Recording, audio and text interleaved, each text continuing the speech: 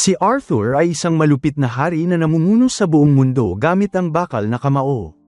Sa kanyang pag-akyat sa trono, pinaslang ni Arthur ang kanyang mga kaaway, binomba ang mga lungsod gamit ang mga nuclear, at gumawa ng di mabilang na karumal-dumal na krimen, lahat ito sa ngalan ng kapangyarihan.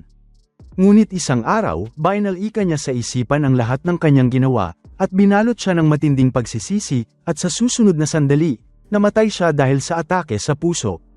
Habang dahan-dahan siyang bumababa patungo sa kailaliman, isang tinig ang tumawag sa kanya at nagsabing bibigyan siya ng isa pang pagkakataon upang mabuhay, kaya mas mabuting huwag niya itong sayangin sa pagkakataong ito.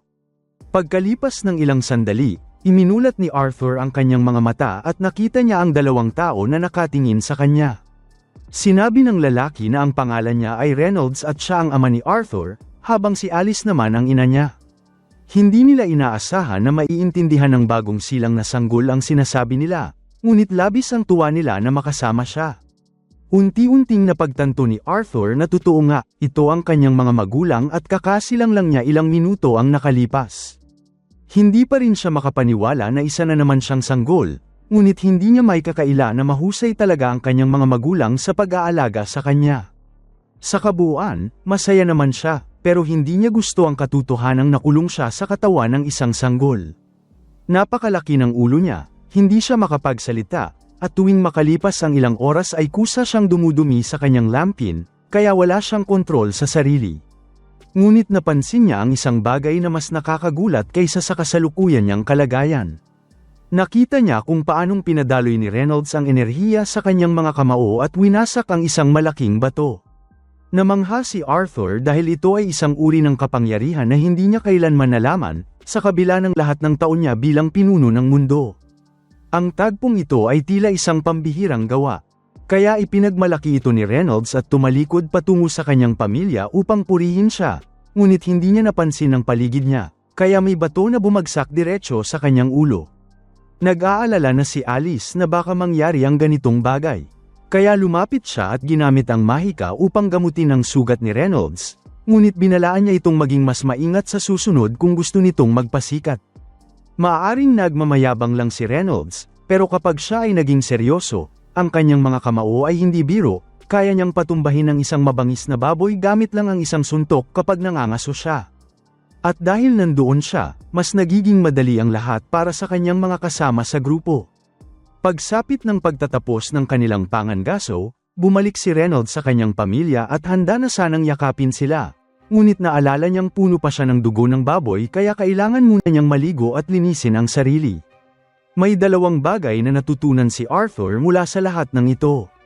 Una, napakadelikado ng mundong ito kaya karaniwan na sa mga tao ang magkaroon ng mga sandata bilang proteksyon. At ikalawa, kailangan niyang matutong lumaban kung gusto niyang mabuhay ng malaya sa mundong ito. Ngayong nakabalik na si Reynolds, sinabi ni Alice na oras na para patulugin si Arthur, at bagaman kadalasan ay naiinis siya kapag tinatrato siyang parang sanggol, ito ang parte na tunay niyang nasisiyahan. Sa kanyang nakaraang buhay, bihira lang siyang makatulog ng maayos, dahil laging may nagtangkang paslangin siya sa hindi inaasahang oras. Siyempre, madali niyang matatalo ang sinumang umatake sa kanya noon, pero napakatindi ng stress na dulot nito. Lumipas ang ilang buwan, at sa wakas ay naging sapat na ang lakas ng mga braso't binti ng sanggol na si Arthur upang makagalaw siya ng mag-isa. Ang una niyang ginawa sa bago niyang kalayaang makagalaw ay ang lumapit sa salamin upang pagmasdan ng mabuti ang sarili. Sa tingin ng kanyang mga magulang, nakakatawa at cute na cute si Arthur dahil tila nabighani ito sa sarili niyang refleksyon, pero si Arthur ay unti-unting tinatanggap ang katotohanan ng isa nga siyang sanggol. Dahil kaya na niyang gumalaw ng mag-isa ngayon, nang inilagay siya ni Alice sa kama para sa kanyang siesta noong araw na yon, sinimulan na ni Arthur ang plano niya. Pagkaalis ni Alice sa silid, iminulat niya ang kanyang mga mata at itinapon ang kumot palabas ng kuna upang makababa at makatakas. Pagkatapos ay gumapang siya sa sahig habang abala si Alice sa paghuhugas ng pinggan, at mukhang sobrang tutok si Alice sa mga hugasan dahil nakarating si Arthur sa kabilang dulo ng silid nang hindi siya napapansin. Pagkarating niya roon, binuksan niya ang pinto ng silid-aklatan ng bahay at kumuha ng isang aklat, dahil kailangan niyang matutunan ang higit pa tungkol sa mundong ito. Matapos basahin ang isa sa mga aklat, natutunan niyang ang kontinenteng ito ay tinatawag na Dick Ethan, at nahahati ito sa 3 kaharian. Ang Dark Kingdom, isang bansa ng mga duwende na naninirahan sa malalawak na mga lungsod sa loob ng mga kuweba. Ang Eleanor Kingdom, isang kaharian ng mga duwende ng kagubatan na naninirahan sa kailaliman ng gubat. At ang Sapang Kingdom, isang kaharian ng mga tao na pinamumunuan ng isang hari, kahit dito, wala pang sino man ang gumamit ng nuklear na sandata upang sakupin ang mga lungsod. Gusto pa rin ni Arthur na matuto ng mas marami, kaya kumuha pa siya ng isa pang aklat at dito niya nakuha ang ilang matagal na niyang hinahanap na mga kasagutan. Napansin na ni Arthur na kulang ang antas ng teknolohiya sa mundong ito, at ang dahilan pala ay ang presensya ng mahika. Kaya ng mga tao na gumamit ng mahika sa pamamagitan ng pagmamanipula ng mana sa loob ng kanilang katawan, at kahit hindi ito ganoon kalaganap, mahalagang bahagi ito ng buhay sa mundong ito. Maaaring gamitin ang mahika sa 2 paraan, augmentation at conjuring. Ang augmentation ay ang pag-ikot ng mana sa loob ng katawan, na nagbibigay ng pambihirang lakas, depensa, at liksi sa gumagamit nito. Samantalang ang mga conjurer ay kayang ipalabas ang kanilang mana upang kontrolin ang anumang bagay o pangyayari na kanilang naisin. Iyon na ang halos kabuuang buod ng sistema ng mahika sa mundong ito. Ngunit wala siyang makita na impormasyon tungkol sa healing magic na ginamit ni Alice kanina, kaya inisip niyang baka may kakaiba kay Alice at isa siyang pambihirang kaso. Ayon sa mga napansin ni Arthur, kadalasan ay lumalabas ang mana ng mga tao kapag sila ay tumuntong sa pagbibinata, at sa pamamagitan ng pagdaloy ng mana na iyon sa tinatawag na Mon Acor, maaaring matutunan ng isang tao kung paano ito kontrolin at maging isang mago. Madali itong naintindihan ni Arthur dahil sa kanyang nakaraang buhay, umangat siya sa kapangyarihan salamat sa likas na enerhiya ng ki sa loob ng kanyang katawan. Parehong-pareho ang gamit nito sa mana, kaya sinubukan niyang ituon ang lahat ng kanyang enerhiya upang tingnan kung makakalikha siya ng reaksyon, at tama nga, nagsimulang mabuo ang kanyang Mon Acor. Ito ay isang napakalaking hakbang para sa pag-unlad ni Arthur, ngunit bago pa siya makapagsimula ng mas malalim na pagsasanay, natagpuan na siya ni Alice.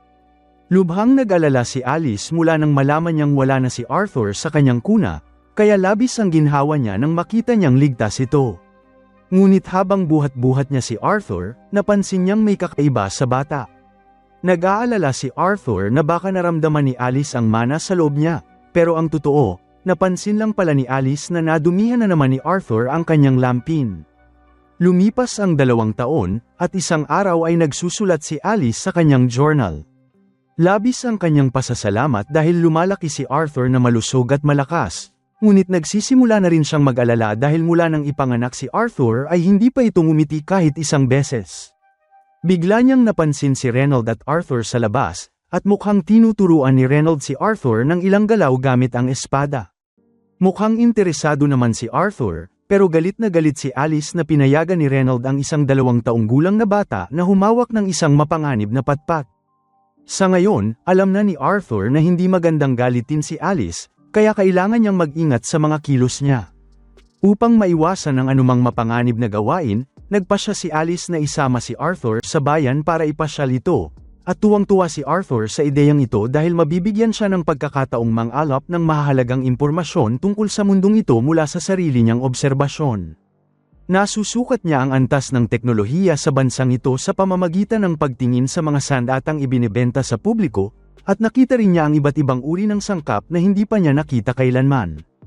Ang pinakapanalo sa lahat, nasaksihan mismo ni Arthur ang isang mago na gumagamit ng fire magic sa malapitan, kaya sa kabuuan, naging sobrang mahalaga at kapaki-pakinabang ang lakad nila ngayong araw. Pagsapit ng gabi, pagod na ang katawan bata ni Arthur mula sa dami ng ginawa nila, kaya hirap na siyang manatiling gising, at gusto na siyang patulugin agad ni Alice pag uwi nila sa bahay. Kahit may mga limitasyon ang bagong buhay na ito, natutunan na ni Arthur na mahalin ang buhay na kasama ang mga mapagmahal na magulang. Sa kanyang nakaraang buhay, itinapon lang si Arthur sa mundo na parang wala siyang starter kit, kaya napilitan siyang gugulin ang buong pagkabata niya sa isang ampunan, at hindi niya kailanman naranasan ang pagmamahal ng mga magulang. Kaya naman, ang bagong karanasang ito ay isang magandang pagbabago para sa kanya. Hindi nagtagal ay nakatulog si Arthur sa balikat ni Alice, kaya binuhat siya nito pabalik sa kuna. Habang naglalakad, sinabi ni Alice kung gaano siya ka-proud sa anak niya dahil sa dami ng natutunan nito. Napansin niya kung paanong palihim na bumabangon si Arthur mula sa kama upang magbasa ng mga libro, at nakita rin niya kung gaano kasaya si Arthur nang makalabas at masilayan ng mundo, kaya sigurado siyang may espiritu ng pakikipagsapalaran ang bata. Iniisip niyang malamang ay minana ito ni Arthur mula kay Reynold, at sa ayaw man o sa gusto, darating ang panahon na gugustuhin ni Arthur na umalis ng bahay upang tuklasin ang mundo ng mag-isa. Personal niyang mas gustong dito na lang mamuhay ng tahimik si Arthur, pero hanggat masaya ito, susuportahan niya ito anuman ang mangyari. Kinabukasan, nakatayo si Arthur sa tabi ng bintana at pinanunood si Reynold habang nagsasanay ito sa harapan ng bakuran.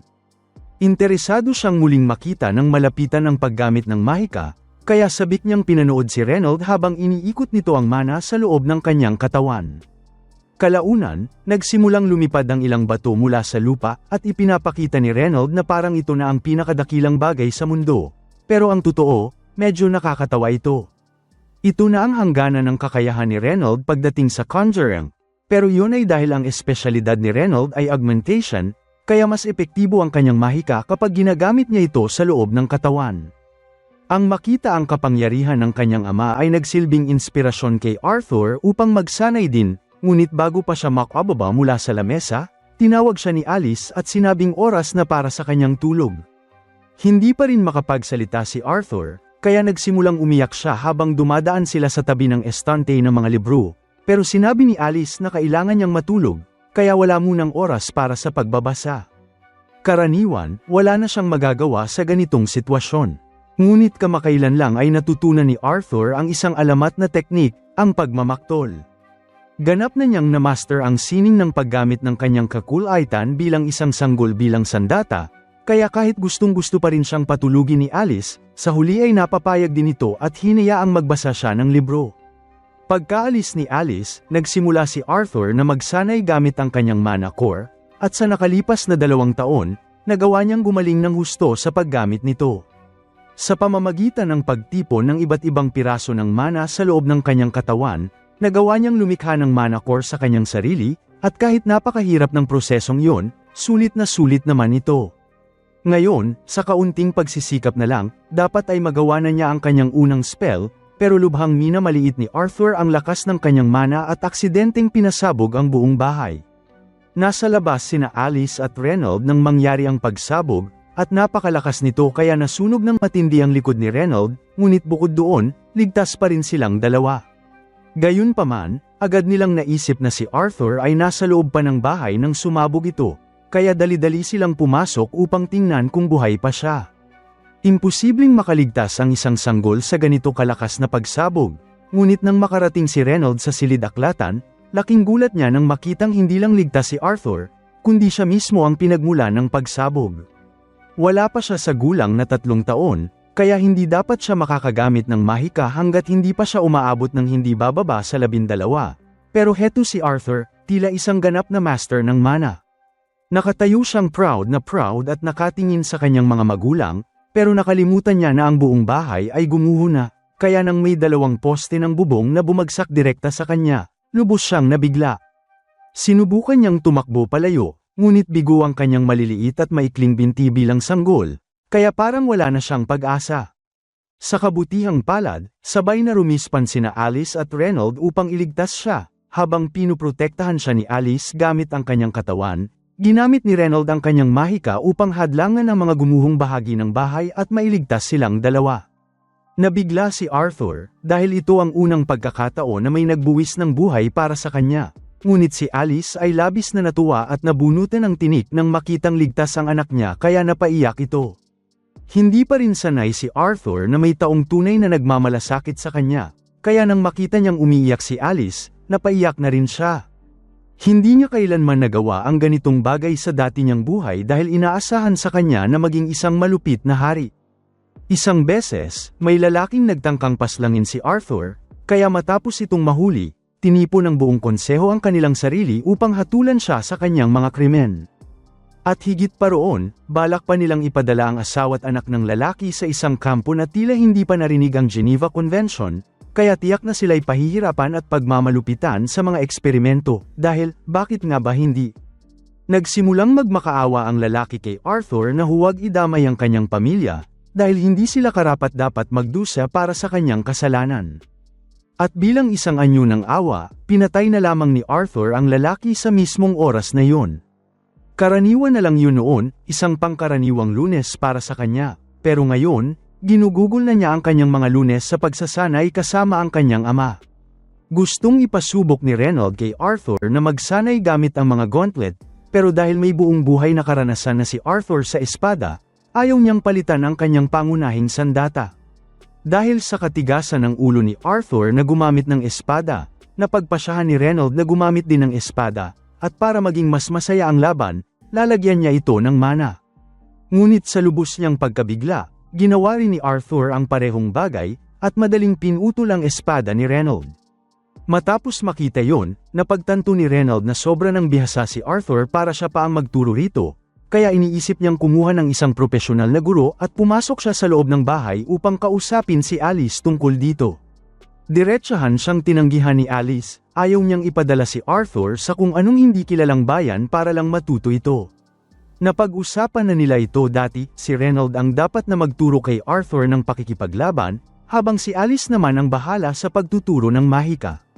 Pero itinuro ni Reynolds na kahit may mana ang espada, nagawa pa rin ni Arthur na hatiin ito, at sanggol pa lang ang bata, sa ngalan ng langit. Kung nakakagawa na siya ng ganitong mga bagay sa murang edad, sino ang makapagsasabi kung ano pa ang kaya niyang gawin sa hinaharap? Kaya sa tingin ni Reynolds, mahalaga talaga na magkaroon si Arthur ng isang tunay na guro.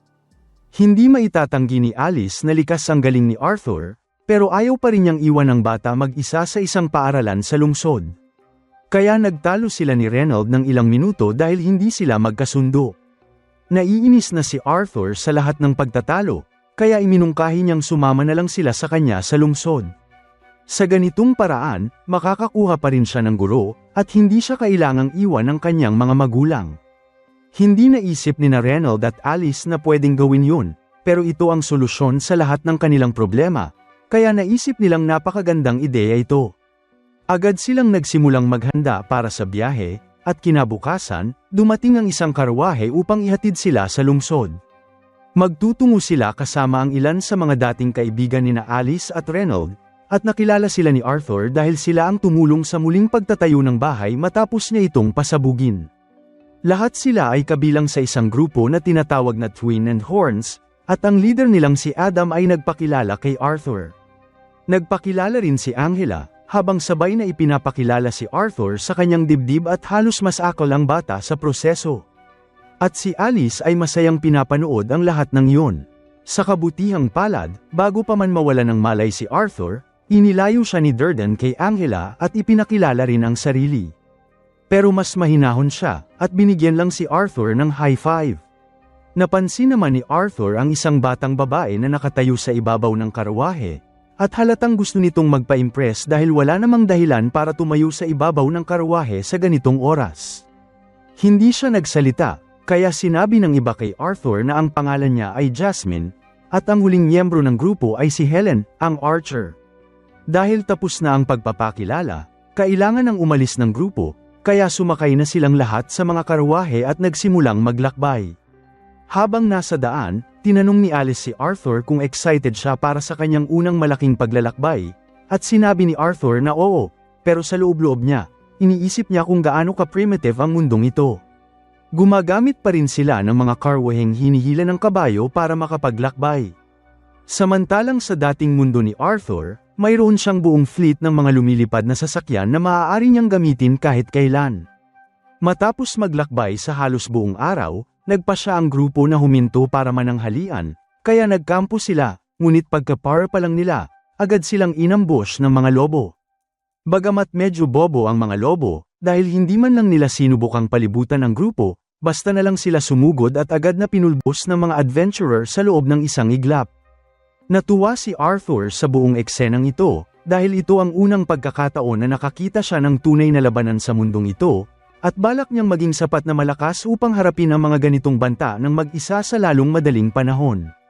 Dahil marami silang napatay na lobo, napagpasyahan ng grupo na lutuin ang karne ng lobo para sa hapunan ngayong gabi, ngunit wala silang pampalasa, kaya plain grilled meat lang ang kakainin nila.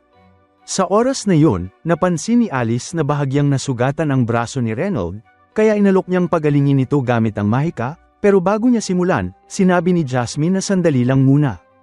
Nagtipon ng lahat sa paligid ni Alice upang magbantay, dahil ang mga healer na kagaya niya ay sobrang bihira sa mundong ito, kaya kung may makakakita sa kanyang paggamit ng healing magic, baka balang araw ay pag-interesan siya ng masasamang loob. Matapos pagalingin ni Alice ang sugat ni Reynold, bumalik ang lahat sa kanilang mga gawain, pero nagpasya si Adam na gusto niyang mag-ehersisyo bago matulog, at para sa kanya, walang mas magandang paraan kundi makipaglaban sa isang 4 na taong gulang na bata.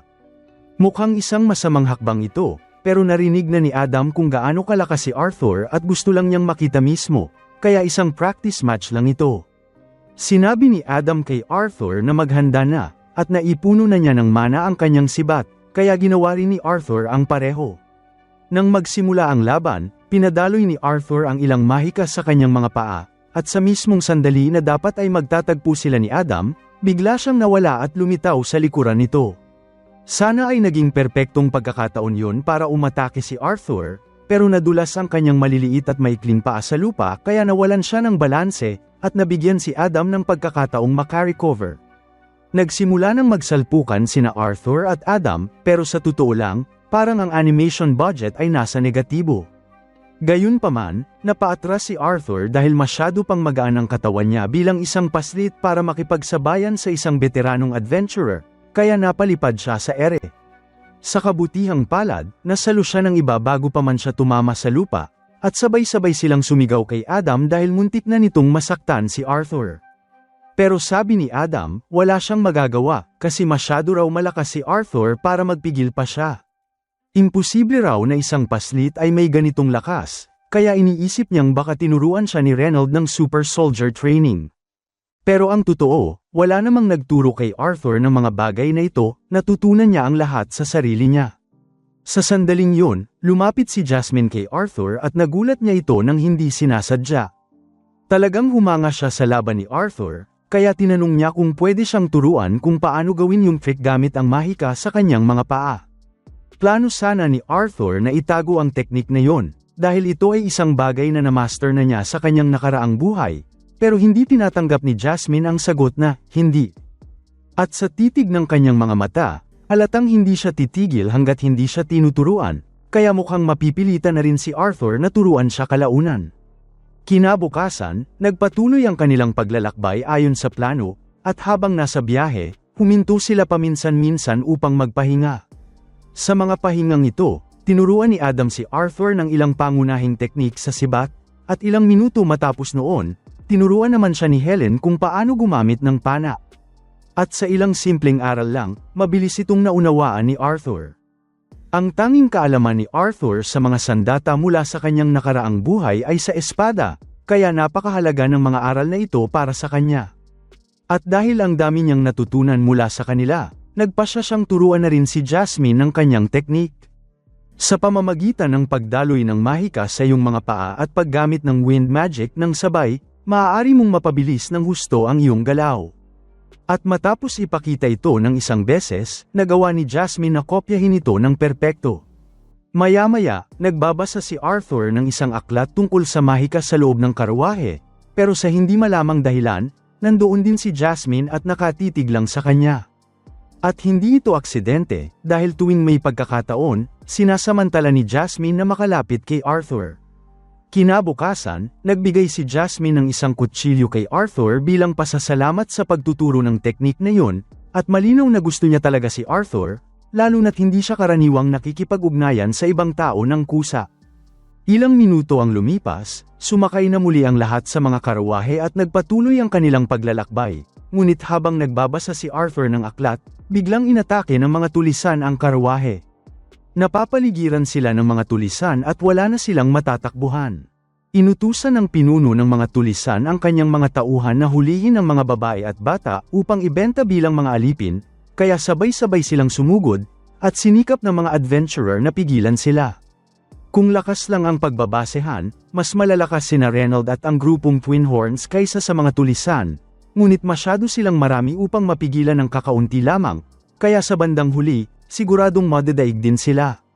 Sa isang punto ng labanan, inilaglag si Reynold sa loob ng karuwahe ng pinuno ng mga tulisan at malubhang nasugatan ito, kaya gustong lapitan siya ni Alice upang gamutin.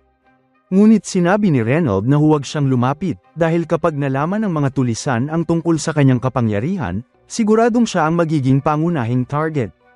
Sa halip, hiniling niya kay Arthur na dalhin si Alice at tumakas ng mas malayo hanggat kaya. Ayaw sanang iwan ni Arthur si Reynold, ngunit sinabi nito na buntis si Alice sa isa pang anak, kaya dapat siyang unahin at protektahan. Naintindihan ni Arthur, kapag ibinigay na ni Reynold ang hudyat, ihahanda ni Arthur ang kanyang mahika upang tumakas kasama si Alice. Samantala, haharangya ni Reynold ang mga tulisan upang bigyan sila ng oras. Inutusan ng pinuno ng mga tulisan ang kanyang mga tauhan na habulin sina Arthur at Alice. Ngunit tumanggi si Reynold na hayaang mangyari yun, kaya sumugod siya at nakipagsagupaan. Naipatumba na ng pinuno ng mga tulisan si Reynold noon, pero ngayon, nakataya ang kanyang pamilya, kaya hindi siya basta-basta babagsak. Habang pinipigilan ni Reynold ang pinuno ng mga tulisan, sinubukan ng ilang walang kwentang tulisan na habulin sina Arthur at Alice, pero si Adam at Jasmine ay agad na naghagis ng mga patalim at pinatumba ang mga ito upang buksan ang daan para makatakas sina Arthur at Alice. Lahat sila ay ginagawa ang makakaya upang hindi makalapit ang mga tulisan kay Arthur, at ginagawa rin ni Arthur ang lahat upang madala si Alice sa ligtas na lugar. Nakakatawang isipin na ginugol niya ang nakaraang buhay sa pagkuha ng mga bagay na walang pakialam sa iba, at ngayon, napipilitan siyang tumakbo upang hindi mawala ang isang mahalaga sa kanya. Matapos tumakbo ng ilang minuto, inakala ni Arthur na ligtas na sila mula sa mga tulisan, pero nagkamali siya. Isang tulisan ang nagmamasid sa kanila mula sa itaas ng bangin, at ang tulisan na ito ay marunong gumamit ng mahika. Kaya ginamit niya ang wind spell upang atakihin sina Arthur at Alice. Hindi kaagad napansin ni Arthur ang tulisan, at nang mapansin niya ito, na isagawa na ang spell, kaya ang tanging nagawa niya ay itulak si Alice palayo at saluhin ang tama mag-isa. Tinamaan si Arthur ng hangin at tumilapon siya pabalik, at ngayon ay mahuhulog siya sa bangin, at sa katawan niyang isang paslit, tiyak na kamatayan na ito. Ngunit kung mamamatay siya, hindi siya papayag na siya lang ang mamatay. Kaya habang nahuhulog, kinuha niya ang kutsilyong ibinigay sa kanya ni Jasmine at inihagis ito sa Magic Bandit. Tinamaan ng kutsilyo ang tulisan at kumapit ang tali sa kanyang bukong-bukong, kaya nagawa ni Arthur na hilahin pababa ang tulisan kasabay ng kanyang pagkahulog. Sinubukan ng mga adventurer na gamitin ang kanilang mahika upang sagipin si Arthur, ngunit masyado na siyang malayo sa pagkakahulog para maabot nila, kaya tuluyan na siyang nahulog. Habang nahuhulog patungo sa tiyak na kamatayan, napatingin si Arthur sa kanyang buhay, at kahit mamamatay na siya, napuno siya ng kakaibang kapayapaan dahil alam niyang naipagtanggol niya ang kanyang mahal na pamilya.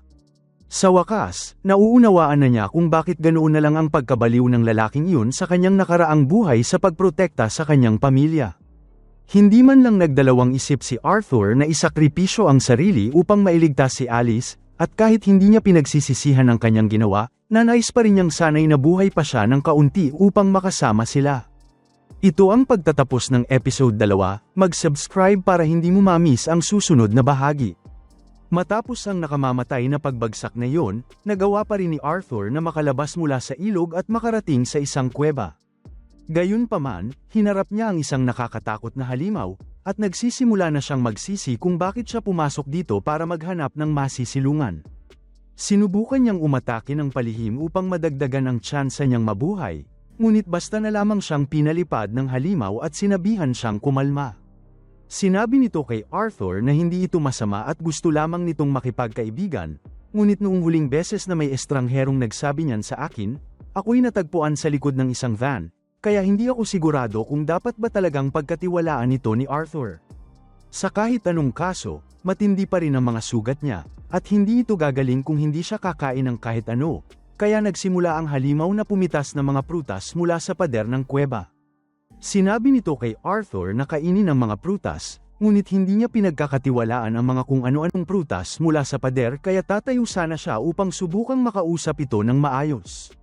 Ngunit noon din, bumigay na ang katawan niya sa tindi ng sugat, at habang sinusubukan niyang tumayo, may narinig siyang parang napunit at bigla siyang napaiyak ng todo.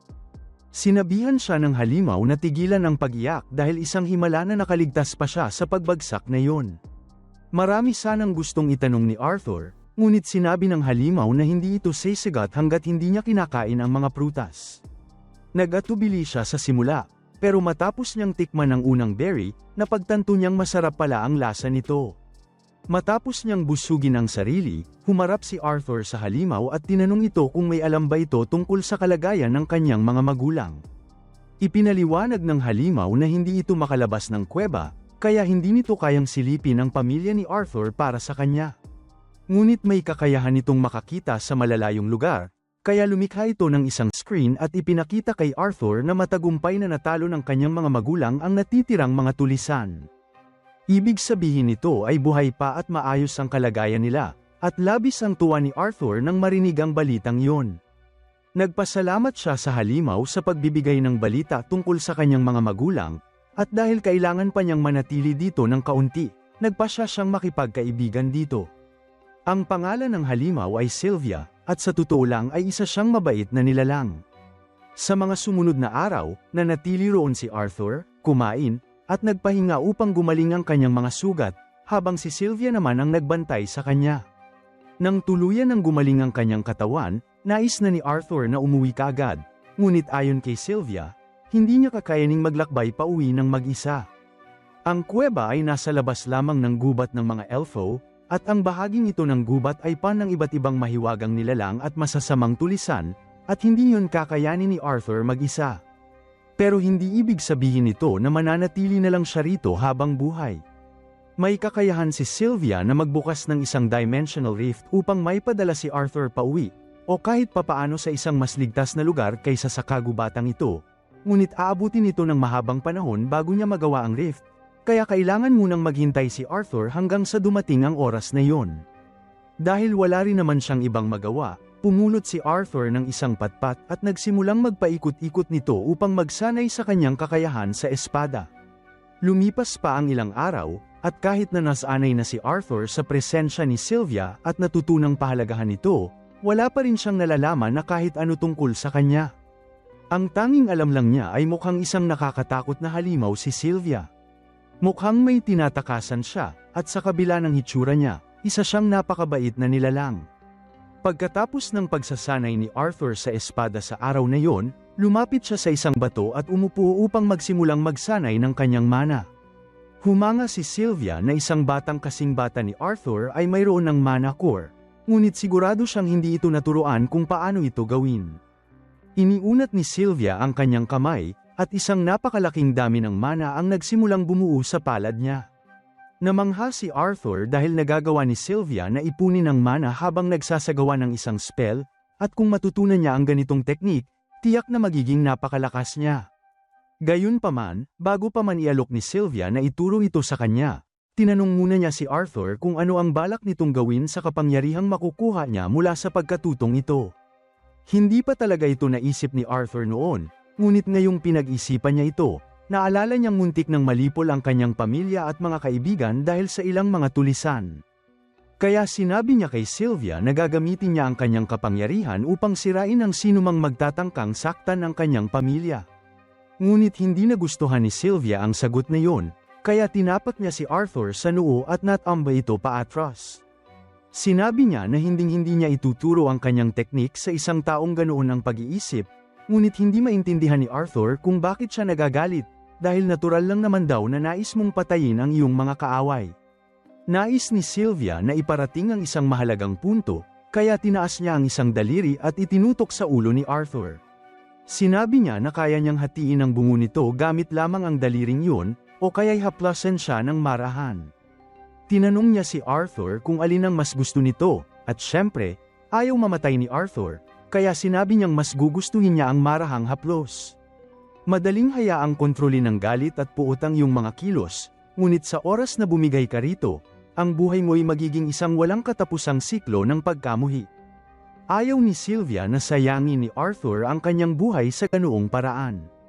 Kaya muling tinanong ni Sylvia, ano ang gagawin mo sa kapangyarihang yan?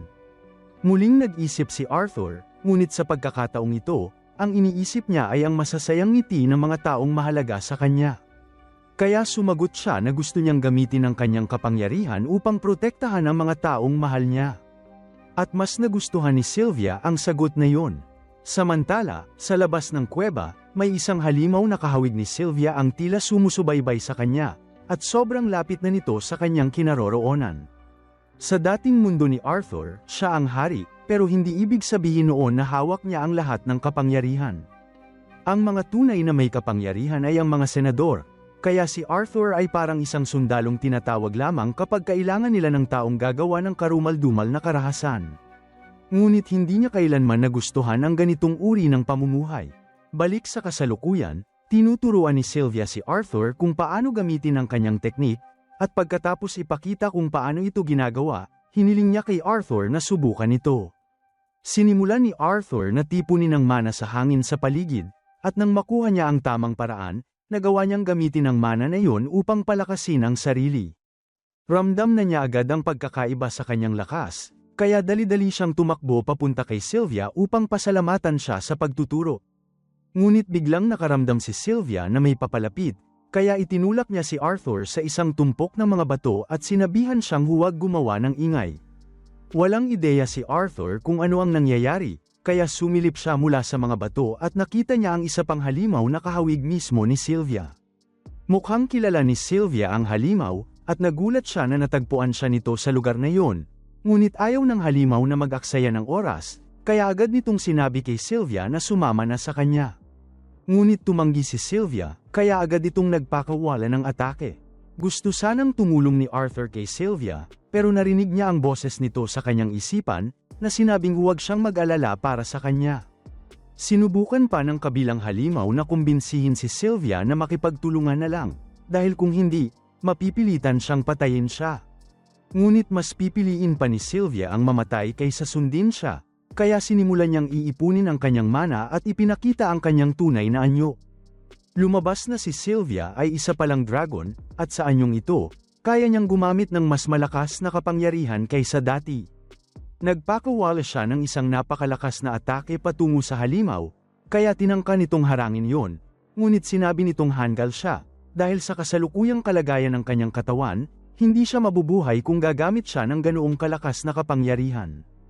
Alam ni Sylvia na malamang ay ikamamatay niya ito, ngunit ayos lang yun sa kanya, dahil namuhay na siya ng isang mahaba at masayang buhay. Nagawa niyang itulak ang kabilang halimaw sa pader, pero hindi pa ito tapos sa laban. Kaya bumangon ito muli at nagsimulang magpakawala ng sunod-sunod na mga atake kay Sylvia. Matinding pinsala ang tinamo ni Sylvia mula sa mga atakeng iyon, ngunit sa ngayon, mas nag-aalala siya para kay Arthur kaysa sa sarili niya, dahil ang laban ay sobrang lapit na sa lugar kung saan niya itinago si Arthur. Nagpakawala pa ng isang malakas na atake ang halimaw, at hindi ito maiiwasan ni Sylvia dahil tatamaan si Arthur, kaya ginamit niya ang buong kapangyarihan niya upang salubungin ang atake at pansamantalang patigilin ang oras. Habang nakahinto ang oras, tinawag niya si Arthur mula sa pinagtataguan nito. Sinunod ni Arthur ang utos niya dahil tila ligtas naman, at gusto sana niyang magtanong tungkol sa lahat ng nangyayari, lalo na sa katotohanang isa siyang dragon, pero wala nang oras para doon. Hindi na magtatagal ang kapangyarihang huminto sa oras, kaya kailangan niyang mailayo agad si Arthur mula roon. Binuksan niya ang Dimensional Rift na matagal na niyang inihahanda, ngunit dahil sa kanyang mga sugat at sa kakulangan ng oras upang tapusin ng maayos ang spell, ang portal ay nauwi sa gitna ng kawalan imbes na sa tahanan ni Arthur. Sinubukan niyang iwasang ipadala ito sa gubat dahil delikado roon, ngunit wala na siyang ibang pagpipilian ngayon. Sa kahit anong kaso, kampante si Sylvia na makakaya ni Arthur na mabuhay ng mag-isa at makabalik sa tahanan gamit ang teknik na itinuro niya, kaya hindi na siya nag-aalala para sa kaligtasan ng bata. Muli niya itong tinanong kung ano ang balak nitong gawin sa kapangyarihan, at hindi na nagdalawang isip si Arthur sa sagot, gagamitin lamang niya ito upang protektahan ang kanyang pamilya, kaya natuwa si Sylvia at nakumbinsing hindi niya ito gagamitin sa pansariling kapakinabangan. Bago siya umalis, may ilang bagay na nais ibigay ni Sylvia sa kanya, kaya lumikha siya ng isang itlog at isang balahibo sa harap ni Arthur. Hiniling niyang ibalot ang itlog sa balahibo at ingatan ito ng mabuti. Bilang huling pamana, inilapat niya ang kanyang kalooban sa katawan ni Arthur sa anyo ng marka sa kanyang mga braso. Naguluhan si Arthur nang bigla siyang magkaroon ng dalawang buong tato sa magkabilang braso, ngunit wala nang lakas si Sylvia upang ipaliwanag ito. Sinabi na lang niya na darating ang araw na malalaman ni Arthur kung paano ito gamitin, pero sa kasamaang palad, wala na siya upang turuan ito. Humingi rin siya ng tawad kay Arthur dahil ang totoo, kaya nasana niyang ipadala si Arthur pauwi sa kanyang pamilya noong unang dumating ito, pero sobrang saya niya sa presensya ni Arthur kaya hindi niya agad ginawa, at sa huli, naipasok pa niya ito sa panganib dahil sa pansarili niyang kagustuhan. Masama ang loob ni Arthur dahil alam niyang wala siyang sapat na kapangyarihan upang iligtas si Sylvia mula sa kamatayan, kahit na ang dami nitong naituro sa kanya. Hindi mahalaga sa kanya kung isa mang dragon o halimaw si Sylvia, para sa kanya, isa itong mahalagang miyembro ng kanyang pamilya. Sinabi niya kay Sylvia na itinuturing niya itong parang ina, ngunit pinaalalahanan siya ni Sylvia na mayroon na siyang ina, kaya sabi ni Arthur, pwede naman siyang maging lola.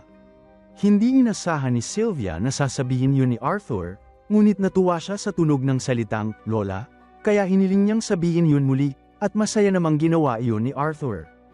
Nalulungkot si Sylvia na hindi na niya muling makikita si Arthur, ngunit nauubos na ang oras kaya tinulak niya ito ng marahan pasulong upang makadaan sa portal.